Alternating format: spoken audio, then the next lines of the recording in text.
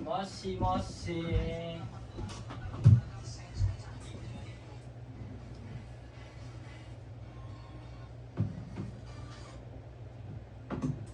Enaknya panas gini. Tapi kebanyakan gula. Tambahin lagi biar enak. Kita mulai dari mana ya? Kita mulai dari Tommy. Bel, Iya, Tom. ikut nggak Bel? Ya nanti saya mulai dari Tommy. Perkenalkan diri dulu kita. Kan pertama kali kan. Oh, selain memperkenalkan. Ya. Iya, kalau gitu tuh Gimana ya caranya? Kita kan sama-sama belajar ya. welcome. Assalamualaikum warahmatullahi wabarakatuh. Alhamdulillah. Saya dari ini mau Kayak gini. Assalamualaikum. Halo teman-teman gitu aja ya. Kayak santai-santai aja ya, Tem ya. Aku belum makan. Halo teman-teman. Kita ada sedikit cerita-cerita lah bagaimana pengalaman Jepang. kedatangan tamu dari Ya, pengalaman di Jepang, tapi ini narasumbernya Tommy.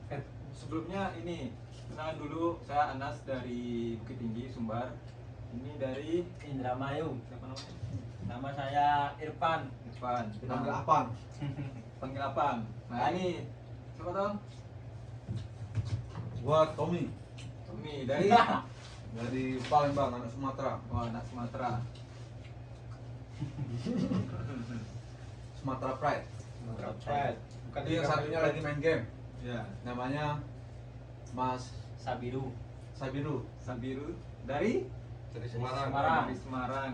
Semarang Jawa Tengah ya. Iya. Ya, Semarang Jawa Tengah. Kita mulai dari apa? Pang, nanti kita edit aja, potong-potong.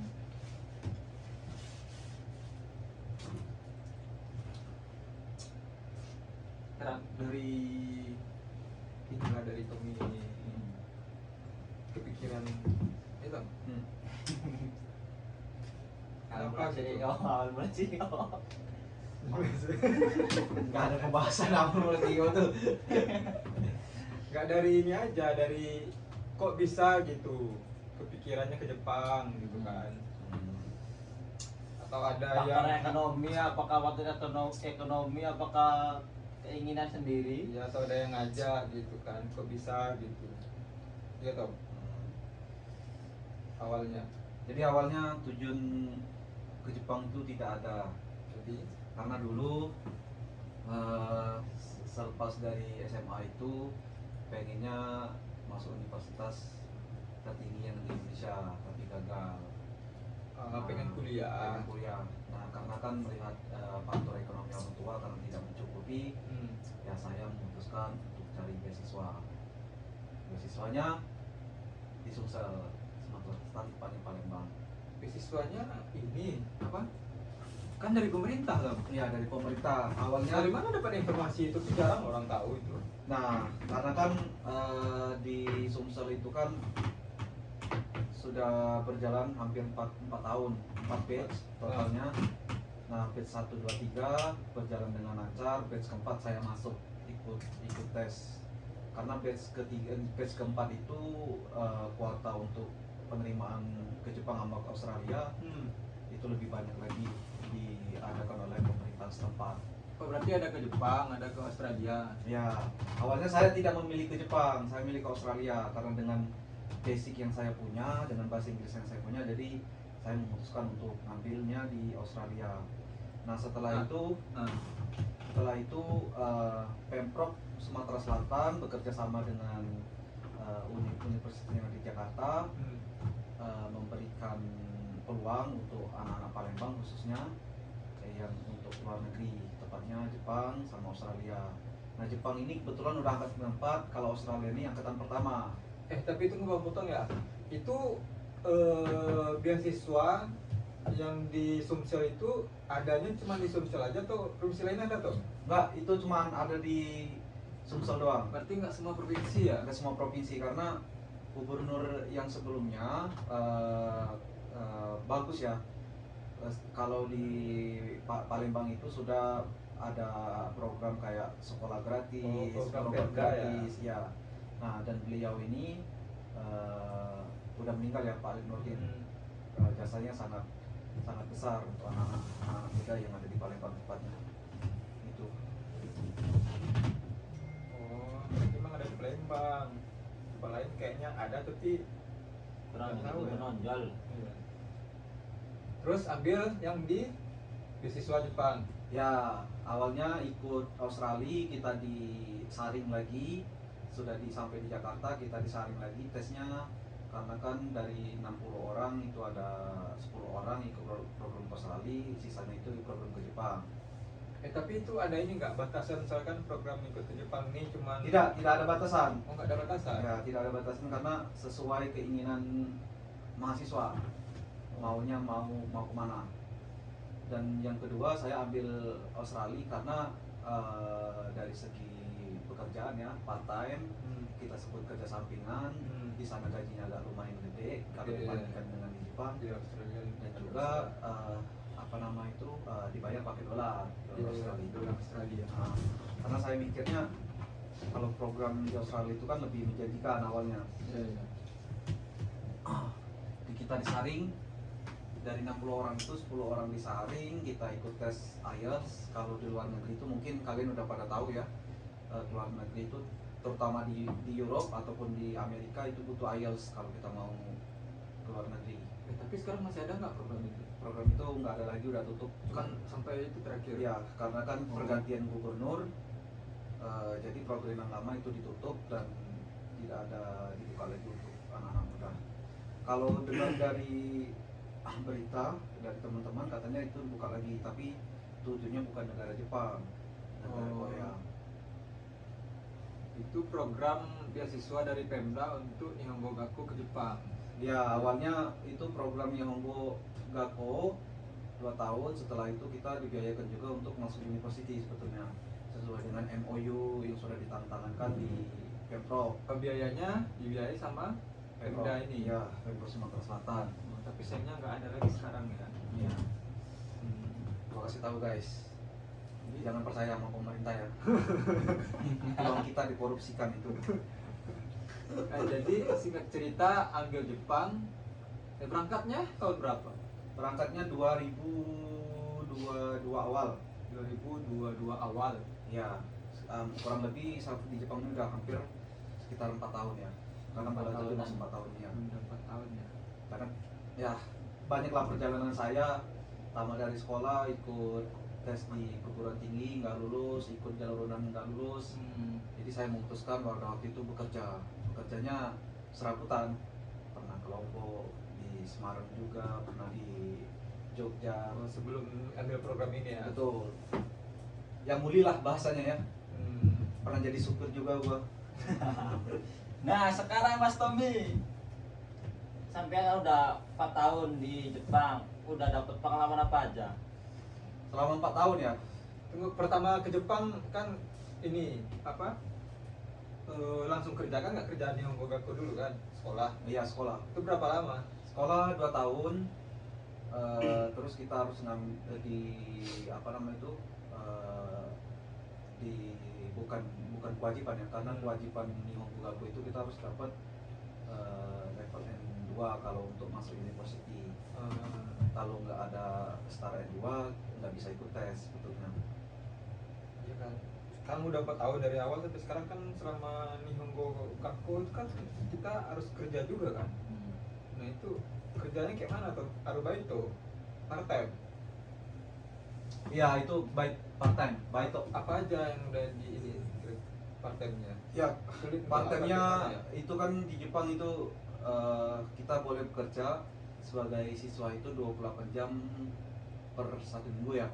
Karena lebih dari 1 minggu, lebih dari 28 jam per 1 minggu itu kita bisa dikenakan sanksi lah ya. Satu, tahapan itu nggak bisa perpanjangan visa, dan yang kedua kita harus bayar semua pajak yang apa namanya itu, yang kita bekerja di tempat ini kan pajaknya banyak. Jadi kalau lebih dari 20 jam itu pajaknya harus masuk ke pemerintah Jepang. Gimana itu rasanya belajar sambil kerja? Ya, kan? belajar sambil kerja ya memang capek ya, karena kan Gimana lagi ya? ya Belajar di Gakko yang di Jepang itu sehari itu berapa jam? sehari itu 4 jam. Setelah itu anak-anak yang pengen part-time yang nggak mau ya wes, yang punya uang kayak anak Korea, anak Cina, mereka nggak kerja sampingan karena mereka dapat transferan dari negaranya masing-masing. Kalau kita orang Indonesia ya kita butuh uang, butuh pemasukan. Karena kalau nggak kerja ya kita nggak bisa bayar apartemen, Nggak makan gitu. nggak makan, Makan, ya. kurang lebihnya ya. Kompor nggak ngebul ibaratnya. Kalau di tempat kerjaan ya banyak yang udah pernah dicoba, kerja di Amazon pernah, kerja di Yamato pernah, kerja di Konbini juga pernah. Apa itu yang kayak kira-kira yang selama Aruba itu part time itu yang berat gitu? Yang berat itu tanggung jawab ya. Tanggung jawab apa? Kayak di Yamato itu tanggung jawab berat ya, karena pada waktu itu saya ditunjuk sebagai bukan leader ya, lebih ke bawahan leader, mengurus barang keluar masuk dari Kanto, Kansai. Barang datang, Ya gitu, barang keluar, datang, barang gitu. keluar kita harus menghandle itu ya, karena kita dikasih kepercayaan sama ini, sama bos kita lah ya, atasan kita. Mau tak mau kita itu isi tanggung jawab sih yang paling berat kalau di Jepang itu ya. Kalau kita nggak bisa mengerjakan ya Iya kita sih. dapat inilah, dapat marahan lah, Sanksi. dapat ocehan, dapat marahan dari semua bos-bos yang ada di Jepang ini. Dapat kata-kata dari orang yang dia bakayar. Ya, kalau Gemba kan ngeri juga kata-katanya ya. Tapi sebetulnya ya itu kan jadi pengalaman ya. Hmm. Semua pekerjaan itu ya pasti ada resikonya. Iya.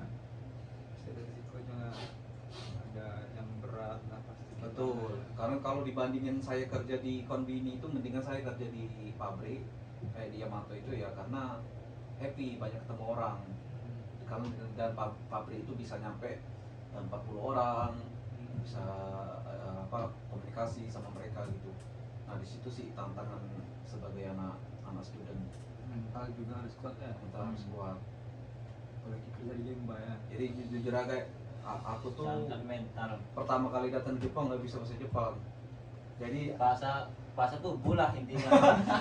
disuruh apa aku ngerjain apa gitu, banyak kesalahan, tapi dari situ saya belajar karena manusia itu tidak lepas dari kesalahan.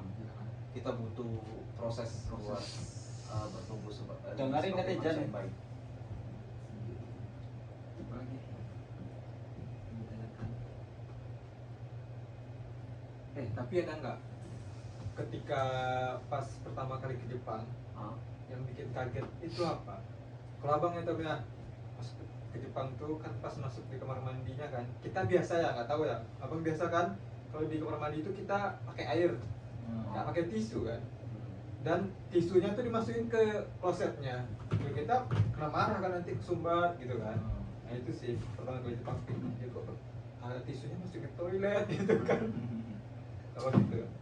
Kalau saya apa ya yang paling kaget budaya Jepang ini, oh iya, Peraturan. bukan, kalau peraturan semua negara kayaknya banyak ya, lebih ke tata cara mereka menghormati orang. Jadi kayak kita berpapasan nih sama orang Jepang, misalkan kita nggak ngapa-ngapain nih, terus mereka bilang ya sumimasen, minta maaf gitu. Terus kalau kita nyebrang Arigato jalan, juga ya. nyebrang jalan, karena di Jepang pejalan kaki itu dihormatin banget ya. Mobil stop ya kita baru lewat. Karena kesadaran mereka untuk mematuhi aturan pemerintah tuh nomor satu. Jos. Itu yang harus dicontoh sebenarnya. Orang Indonesia semuanya pintar semua ya, SDM-nya juga bagus sebetulnya. Iya. Tapi kalau itu dijalankan ya kita bisa jadi negara maju sebetulnya. Ukurannya deh. Nah, jadi yang bikin saya lumayan terkejut untuk budaya Jepang itu apa nama itu, yang ini penghormatan, pokoknya lebih Menghargai. itu ya, lebih menghargai itu sih. Kita nggak ngelakuin kesalahan apa-apa, mereka gini. Aisatsu. Ya, apa ya, Kadang kita yang salah, ya minta maaf gitu kan. tanya sama Abang dia. ada nggak? Di pause aja dulu. Harus mikwas. Udah. Tapi kelihatan nggak Tommy itu? Yuk. Nggak kelihatan loh si Tommy. Masa ya? Dia di sini tadi gini. Iya kan? Coba lihat videonya.